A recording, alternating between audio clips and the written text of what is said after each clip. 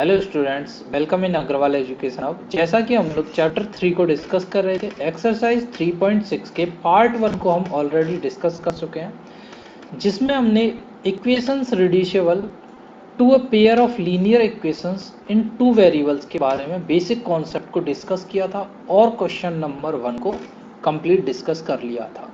ठीक है, हमें इक्वेशन दी हुई थी, हमने उनको क्या किया था, पेयर ऑफ लीनियर इक्वेशंस में डिस्कस कर लिया था।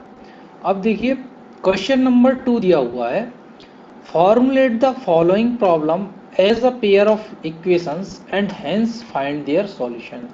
देखिए क्वेश्चन 1 में हमें क्या दी हुई थी, इक्वेशन दी हुई थी, जिनको हम सॉल्व करके क्या निकाल रहे थे, एक्स और वाई की वैल्यू निकाल रहे थे।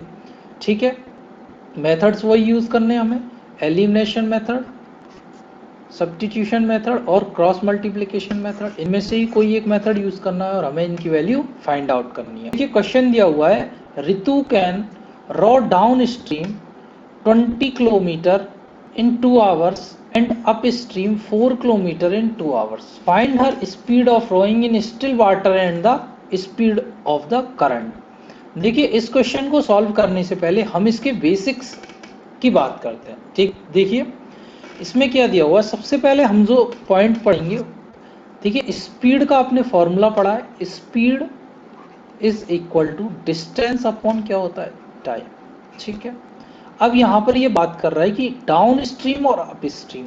सो सबसे पहले हम लोग यदि किसी रिवर या किसी भी फ्लोटिंग वाटर की बात करें, तो देखिए जो फ्लोटिंग वाटर होगा उसमें स्ट्रीम भी फ्लोट करेगी, ठीक है, और बोट भी फ्लोट करेगी। यदि बोट की speed u kilometre per our है और जो स्ट्रीम है उसकी speed v kilometre per our है, ठीक है, यदि वो दोनों सेम डायरेक्शन में जाते हैं, इन सेम डायरेक्शन, तो क्या होगा, देखिए जो स्ट्रीम है वो सपोर्ट करेगी किसको, बोट को। सो हम लोग यहां से बोल सकते हैं ये क्या होगी, आपकी डाउन स्ट्रीम। ठीक है, यानी कि डाउन स्ट्रीम होगी। डाउन स्ट्रीम में क्या होता है, जो नेट स्पीड होती है, नेट स्पीड क्या होगी, u प्लस वी, यानी कि बोट की स्पीड प्लस स्ट्रीम की स्पीड। यदि हम बात करते हैं, अब देखिए ये फ्लोटिंग वाटर है, बोट और इसकी वो क्या है, इस डायरेक्शन, फ्लोटिंग डायरेक्शन क्या है, डिफरेंट है, यानी कि अपोजिट है। यदि ये बोट है, बोट की डायरेक्शन इस डायरेक्शन में है और स्ट्रीम क्या जा रहा है, अपोजिट डायरेक्शन में, इसकी speed u kilometre per our और इसकी स्पीड क्या है, v किलोमीटर पर आवर।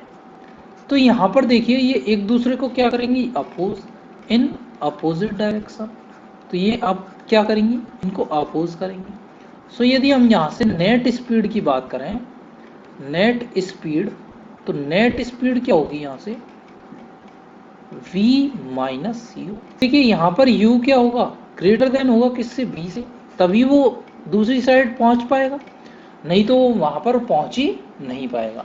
तो ये हुई नेट स्पीड।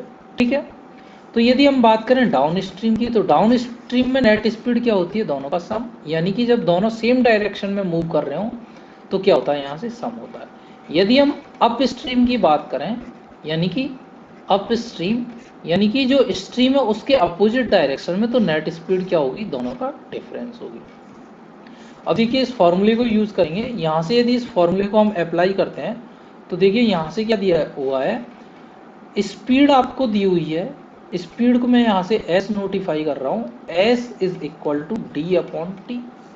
अब देखिए स्पीड आपको दी हुई है, नेट स्पीड होगी यहाँ पर, डिस्टेंस आपको दी हुई है, टाइम आपको निकालना है, तो टाइम का फॉर्मूला क्या हो जाएगा, डिस्टेंस अपॉन स्पीड। ठीक है, इसी तरह डिस्टेंस भी निकाल सकते हैं और हम टाइम भी निकाल सकते हैं। तो देखिए अब हम इस क्वेश्चन को सॉल्व करते हैं। देखिए क्वेश्चन में क्या दिया हुआ है कि Ritu can row downstream. Downstream का मतलब क्या होगा, देखिए फर्स्ट केस में दिया हुआ है कि दोनों क्या है, सेम डायरेक्शन में जा रहे हैं। तो यहां से मान लेते स्पीड ऑफ स्टिल वाटर। देखिए जो स्टिल वाटर की जो स्पीड होती है वही हमारी किसकी होती है, बोट की स्पीड। तो हम यहाँ से मान लेते हैं इसको u किलोमीटर पर आवर। ठीक है, और जो करंट है यानी कि जो स्ट्रीम है उसकी स्पीड क्या होगी, v किलोमीटर पर आवर। ये चीज हम मान लेते हैं, ठीक है। अब बात करते हैं डाउन स्ट्रीम की। देखिए डाउन स्ट्रीम ये हमें दिया हुआ है फर्स्ट में डाउन स्ट्रीम की। तो डाउन स्ट्रीम की यदि हम बात करें तो डाउन स्ट्रीम के केस में क्या होता है, दोनों की डायरेक्शन क्या होती है, सेम होती है। ये u किलोमीटर पर आवर है और ये क्या होगा, v किलोमीटर पर आवर। अब देखिए यहाँ से टाइम कितना लग रहा है, टाइम क्या है 2 आवर्स, ठीक है। और डिस्टेंस क्या दी हुई है 20 किलोमीटर, ठीक है। डिस्टेंस क्या हुई है 20 किलोमीटर। यहाँ से यदि हम स्पीड की बात करें तो नेट स्पीड क्या होगी, u प्लस वी, ठीक है, u प्लस वी किलोमीटर। मैं यदि यहाँ से स्पीड निकालूं, स्पीड क्या होगी, speed is equal to distance upon time. So u plus v is equal to 20 upon 2, u plus v is equal to 10 kilometre per hour. That is equation 1। अब देखिए second case की मैं बात करता हूँ। सेकंड केस हमें क्या दिया हुआ है कि वो अप स्ट्रीम में मूव कर रहे हैं। देखिए अप स्ट्रीम का केस है। अप स्ट्रीम में क्या होता है कि जो दोनों डायरेक्शन है वो क्या होती है, अपोजिट होती है। ये यदि किसकी है, स्टिल वाटर, यानी कि जो बोट है उसकी स्पीड क्या होगी, u किलोमीटर पर आवर, और इसकी क्या होगी, v kilometre per our, current या फिर स्ट्रीम की। सो यहाँ से यदि नेट स्पीड निकालें, नेट स्पीड क्या होगी आपकी u माइनस वी, ठीक है। और यहाँ से टाइम क्या दिया हुआ है आपको 2 आवर, और डिस्टेंस क्या दी हुई है 4 किलोमीटर, ठीक है।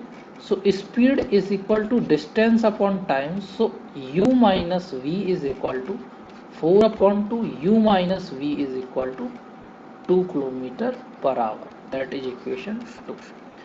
अब हम लोग इक्वेशन 1 और 2 में कोई भी मेथड लगाएंगे और क्या करेंगे, हम इनको वैल्यू सॉल्व करेंगे, ठीक है। अब देखिए हम लोग यहाँ पर क्या करते हैं, एलिमिनेशन मेथड यूज करते हैं। देखिए एलिमिनेशन मेथड यूज करते हैं, elimination method. So u plus v is equal to 10, u minus v is equal to 2, दोनों का सम करते हैं। देखिए u क्या हो गया 2u, v minus V 0 is equal to 12। So u is equal to 12 by 2 how much, 6 kilometre पर। यदि हम बात करते हैं speed of rowing in still water, यानी कि स्टिल वाटर में बोट की स्पीड क्या होगी 6 किलोमीटर पर आवर, ठीक है। अब हम यहाँ से वैल्यू निकालते हैं करंट की स्पीड की। So put the value of u is equal to 6 kilometre in equation 1। So 6 plus v is equal to 10। So v is equal to 10 minus 6 how much, 4 kilometre per hour. So ये क्या हो गई, current की speed हो गई। Current की speed क्या हुई है 4 किलोमीटर पर आवर। तो देखिए आपको ये समझ में आ गया होगा। हम लोगों ने क्या किया है कि जो कॉन्सेप्ट है वो आपको मैं ऑलरेडी डिस्कस कर चुका हूँ। डाउन स्ट्रीम में क्या होती है, दोनों की स्पीड क्या होती है, जो डायरेक्शन होती है उनकी मूवमेंट की डायरेक्शन क्या होती है सेम, और नेट स्पीड क्या होती है दोनों का सम। अप स्ट्रीम में क्या होती है, डायरेक्शन अपोजिट, और नेट स्पीड क्या होती है दोनों का डिफरेंस, ठीक है। यहाँ से हमने फॉर्मूला लगाया, speed is equal to distance upon time, और इक्वेशन जनरेट की, उनको एलिमिनेशन मेथड से सॉल्व किया, और हम लोगों ने क्या वैल्यू निकाली कि अप स्ट्रीम और डाउन स्ट्रीम भी निकाल सकते हैं। यहाँ से हम लोगों ने वैल्यू निकाली है स्पीड, स्टिल वाटर में स्पीड और करंट की स्पीड। सो यहाँ तक कोई प्रॉब्लम नहीं है। अब देखिए नेक्स्ट क्वेश्चन दिया हुआ है, 2 women and 5 men can together finish an embroidery work in 4 days, while 3 women and 6 men can finish it in 3 days. Find the time taken by one woman alone to finish the work and also that taken by one man alone. देखिए इस question के concept के बारे में हम लोग बात कर लेते हैं। देखिए यदि यहाँ पर हम लोग मानते हैं कि एक मैन, वन मैन और वन वुमेन क्या करते हैं काम को कंप्लीट, ठीक है, और हमें वन वुमेन की वैल्यू निकालनी है, वन मैन, ठीक है। So let a women complete a work in how much x days. देखिए x डेज में ये कंप्लीट कर रही है, और इसकी हम लोग एफिशिएंसी की यदि बात करें तो इसकी एफिशिएंसी क्या होगी, एफिशिएंसी क्या होता है, 1 डे वर्क, ठीक है, एक दिन में किया हुआ काम।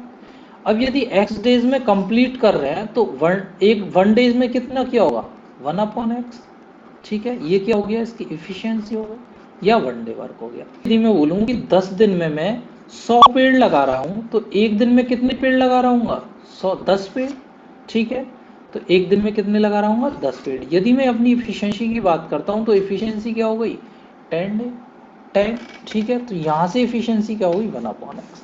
अब यहाँ से देखिए, अब ये तो किसकी हुई, वुमेन की। अब यदि हम मैन की बात करते हैं, a man complete a work in Y days, so यदि इसकी एफिशिएंसी हुई तो इसकी क्या हुई, 1/y, ठीक है। एक दिन में ये लोग कितना काम करते हैं, 1/x, और ये कितना, मैन कितना कर रहा है, 1/y। यदि 2 में वुमेन है तो टोटल वर्क कितना होगा, 2/x, प्लस 5 मैन है तो कितना वर्क होगा, 5/y, और कंप्लीट वर्क कितना है मेरा, 1। अब देखिए ये तो किया इन्होंने एक दिन का काम, और ये कितने दिन कर रहे हैं, 4 डेज। सो यहाँ से क्या आएगा, 4 × 2x। अब ये 1 डे वर्क और ये कुल मिला के 4 डेज यदि काम करें तो कितना हो गया, 1 काम हो गया, कंप्लीट काम हो गया, ठीक है, दैट इज इक्वेशन 1, ठीक है। नेक्स्ट इक्वेशन हम लोग क्रिएट करेंगे। देखिए नेक्स्ट इक्वेशन के लिए क्या दिया हुआ है, वाइल 3 वुमेन एंड 6 मैन। अब देखिए 3 डेज काम कर रहे हैं और 3 वुमेन काम करेंगी, कितना हुआ, 3/x। वुमेन की एफिशिएंसी क्या है, 1/x, तो 3 वुमेन की क्या हो गई, 3 × 1/x। मैन की क्या हो गई, 6/y इज इक्वल टू काम कितना हुआ, 1, यानी टोटल वर्क कितना है, 1, ठीक है। ये इक्वेशन 2। हम लोग यहाँ से देखिए 1/x इज इक्वल टू क्या लिख सकते हैं, p, और 1/y इज इक्वल टू क्या लिख सकते हैं, q, ठीक है। सो यहाँ से क्या आएगा, देखिए 4x 4 × देखिए यहाँ से क्या आएगा, फर्स्ट इक्वेशन से आएगा 4 × 2p + 5q is equal to 1, और यहाँ से क्या आएगा, 3 × 3p + 6q is equal to 1, ठीक है, इज इक्वल टू 1। अब यहाँ से हम लोग इनको क्या करेंगे, सॉल्व करेंगे और p और q की वैल्यू निकालेंगे, ठीक है। अब देखिए यहाँ से कोई एक पर्टिकुलर मेथड अप्लाई करेंगे और इसको क्या करेंगे, सॉल्व। अब देखिए यहाँ से ये इक्वेशन क्या हो गई, 8p + 20q is equal to 1, और 9p + 18q is equal to 1, ठीक है। इक्वेशन 1 और इक्वेशन 2, इनको मैं क्या नाम दूंगा, 1 और 2।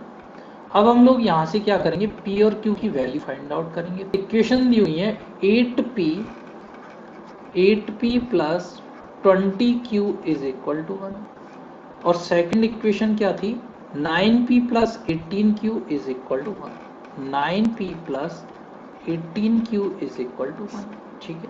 ये तो क्या थी, वुमेन का, और ये क्या था, मैन का, ठीक है। यहाँ से क्रॉस मल्टीप्लिकेशन मेथड अप्लाई करते हैं और इनको सॉल्व करते हैं। देखिए p/, यहाँ से इनको चेंज करने के लिए क्या करूँगा मैं, इसको -1 इज इक्वल टू 0 लिख सकता हूँ, ठीक है, स्टैंडर्ड फॉर्म में, और यहाँ से क्या होगा, -1 इज इक्वल टू 0 लिख सकता हूँ, ठीक है, -1 is equal to 0। Multiplication method में क्या आएगा, p/20 18 -1 b1 b2 c1 c2 -1 is equal to q/(-1 -1 c1 c2 a1 a2 8 and 9, ठीक है, इज इक्वल टू 1/8 9 20 and 18। सो p/-20 minus of -18 is equal to q/-9 minus of -8 is equal to 1/18 8 जा 144 minus 180, ठीक है।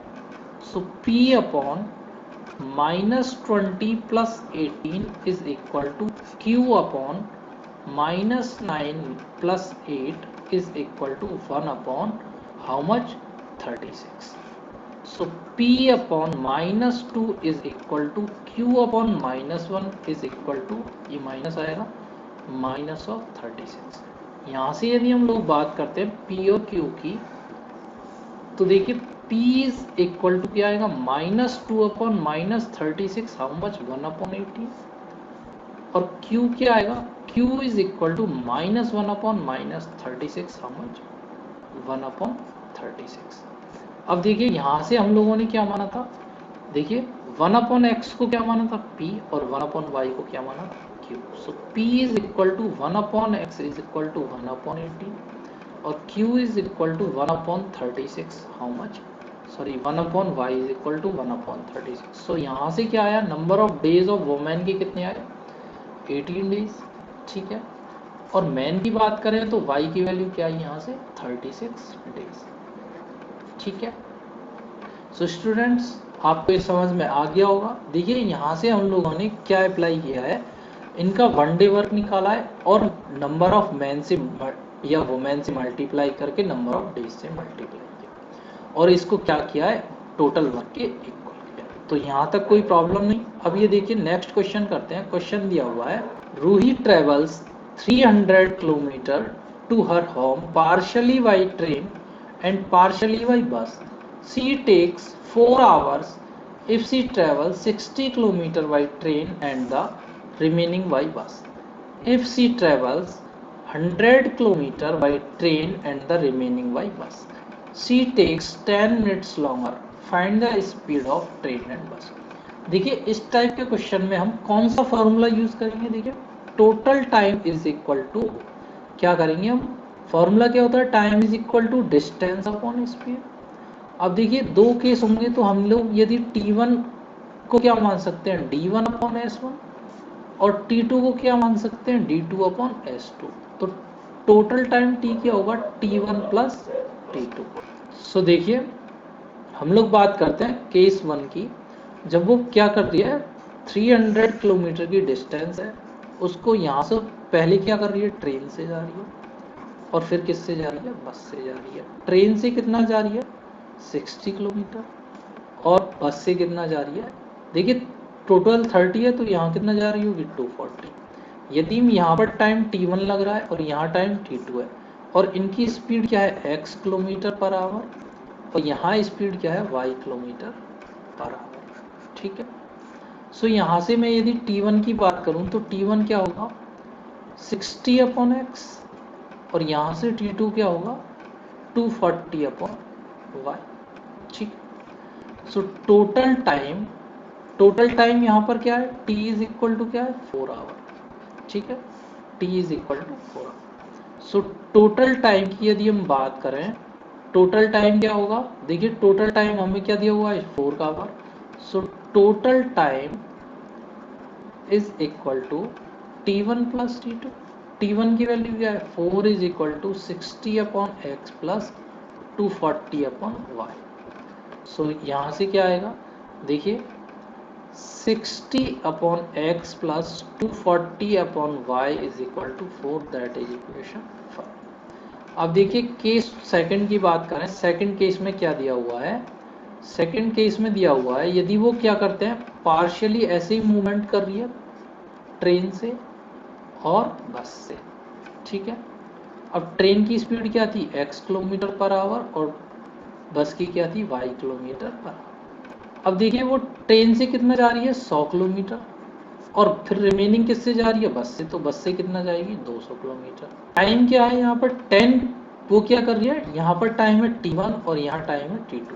और यदि हम total time की बात करें तो टोटल टाइम क्या है, 4 आवर प्लस 10 मिनट्स। इनको क्या लिख सकता हूँ मैं, 4 अपॉन 4 106, यानी कि 25/6।